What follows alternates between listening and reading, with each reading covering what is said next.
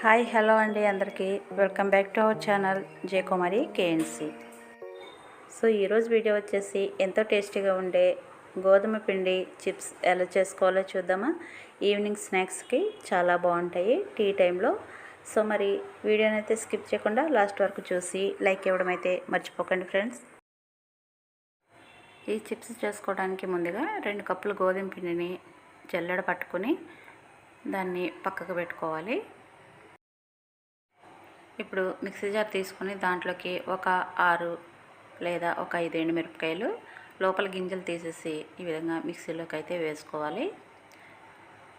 ఈ ఎండుమిరపకాయలతో పాటు దీంట్లోకి కొద్దిగా కరివేపాకు వేసుకోవాలి. అలాగే దీంట్లోకి కొంచెం జీలకర్ర కూడా వేసుకొని వీటిని ఈ విధంగా మిక్సీ పట్టుకోవాలి బరకగా. ఇప్పుడు జల్లించి పెట్టుకున్న గోధుమ పిండిలోకి ఉప్మా రవ్వ వేసుకోవాలి. బొంబాయి రవ్వ ఉంటుంది కదా, అది ఒక 2-3 స్పూన్ల వరకు దీంట్లోకి వేసుకొని దీన్ని ఒకసారి కలుపుకోవాలి. ఇప్పుడు ఈ పిండిలోకి ఒక 1/2 టీ స్పూన్ పసుపు వేసుకోవాలి. అలాగే దీంట్లోకి టేస్ట్కి సరిపడా సాల్ట్ వేసుకోవాలి. అలాగే ఒక టీ స్పూన్ వరకు వాము వేసుకోవాలి. అలాగే దీంట్లోకి కొన్ని నువ్వులు కూడా వేసుకోవాలి. చిటికెడు బేకింగ్ సోడా వేసుకోవాలి. ఇప్పుడు దీంట్లోకి 2 టీ స్పూన్లు నెయ్యి కానీ నూనె కానీ వేసుకోవాలి. అలాగే మిక్సీ పట్టి పెట్టుకున్న ఎండుమిరపకాయలు కరివేపాకు పొడిని కూడా వేసుకోవాలి. ఇది మెత్తగా పేస్ట్ అవ్వకుండా ఇలా కొంచెం బరకగా పట్టుకుంటే మనకి అక్కడక్కడ కనిపిస్తూ ఉంటాయి అన్నమాట. ఈ విధంగా మొత్తం అన్నీ కూడా ఒకసారి మిక్స్ చేసుకొని ఇప్పుడు కొద్దిగా వాటర్ యాడ్ చేసుకుంటూ పిండిని కొంచెం గట్టిగా కలుపుకోవాలి. చపాతీ ముద్దలాగా ఇలా కలుపుకుంటే సరిపోతుంది. పిండి కలుపుకున్నాక ఒక 5 నిమిషాలు పక్కకు పెట్టేసి తర్వాత పిండి నుంచి ఇలా చిన్న ముద్దలు తీసుకొని చిన్న చపాతీలు తీసుకోవాలన్నమాట. లేదు అంటే ఒకటే పెద్ద చపాతీ చేసుకుని ఏదన్నా కట్టర్తో రౌండ్ షేప్ కట్ చేసుకొని కూడా మనం వీటిని ప్రిపేర్ చేసుకోవచ్చు. కొద్దిగా పొడిపిండి చల్లుకొని ఈ విధంగా చిన్న చపాతీలు చేసుకోవాలి.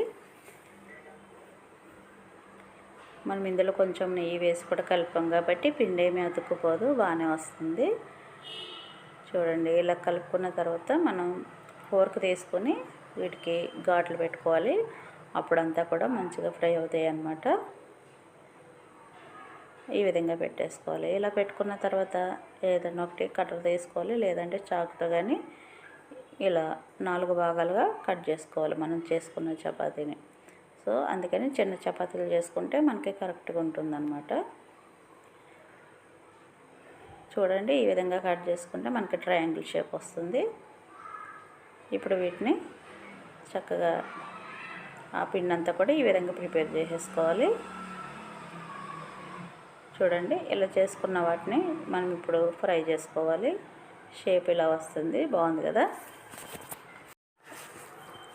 ఇప్పుడు డీప్ ఫ్రైకి సరిపడా ఆయిల్ పెట్టుకొని వేడి చేసుకొని ఆయిల్ హీట్ అయిన తర్వాత స్టవ్ని మీడియం ఫ్లేమ్లో పెట్టేసుకొని చిప్స్ కొన్ని వేసుకుంటూ ఫ్రై చేసేసుకోవాలి. ఇలా చూడండి, చక్కగా ఫ్రై అయిపోయినాయి. ఈ కలర్ వస్తే సరిపోతుందన్నమాట. ఇప్పుడు ఈ టైంలో మనం వీటిని తీసేసుకోవచ్చు. ఇంకా ఇవి చాలా బాగుంటాయి. ఈ విధంగా చిప్స్ అన్నీ కూడా ఈ విధంగానే ప్రిపేర్ చేసేసుకోవాలి. మనకి ఒక 1/2 అవర్ 40 మినిట్స్లో చక్కగా మంచి స్నాక్స్ అయితే చేసుకోవచ్చు అన్నమాట. చూడండి, ఇలాగ అన్నీ కూడా ఫ్రై చేసేసుకుంటే మనకి గోధుమ పిండి చిప్స్ రెడీ అయిపోయినాయి. చూసారు కదండి, ఎంతో టేస్టీగా గోధుమ పిండి చిప్స్ ఎలా చేసుకోవాలో. చక్కగా ఈవినింగ్ టైంలో టీతో పాటు ఇలా తీసుకుంటే చాలా బాగుంటాయి అన్నమాట. మనకి ఇవి ఒక 10-15 డేస్ వరకు చక్కగా నిల్వ చేసుకోవచ్చు.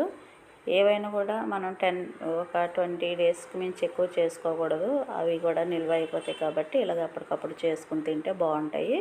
చూడండి, చాలా క్రంచీగా వచ్చాయి. మనం ఇందులో అన్ని నువ్వులు, కరివేపాకు, ఎండుమిరపకాయలు వేసాం కాబట్టి టేస్టీగా స్పైసీగా చాలా బాగున్నాయి. నచ్చితే మీరు కూడా డెఫినెట్గా ట్రై చేయండి ఫ్రెండ్స్. అలాగే వీడియో నచ్చితే ప్లీజ్ లైక్ చేయండి, షేర్ చేయండి. అలాగే కొత్తవారు ఎవరైనా చూస్తుంటే మన ఛానల్ని ప్లీజ్ సబ్స్క్రైబ్ చేసుకుని సపోర్ట్ చేయండి ఫ్రెండ్స్. మరి మరొక వీడియోతో మళ్ళీ కలుసుకుందాం. థ్యాంక్ యూ అండి. Thank you for watching.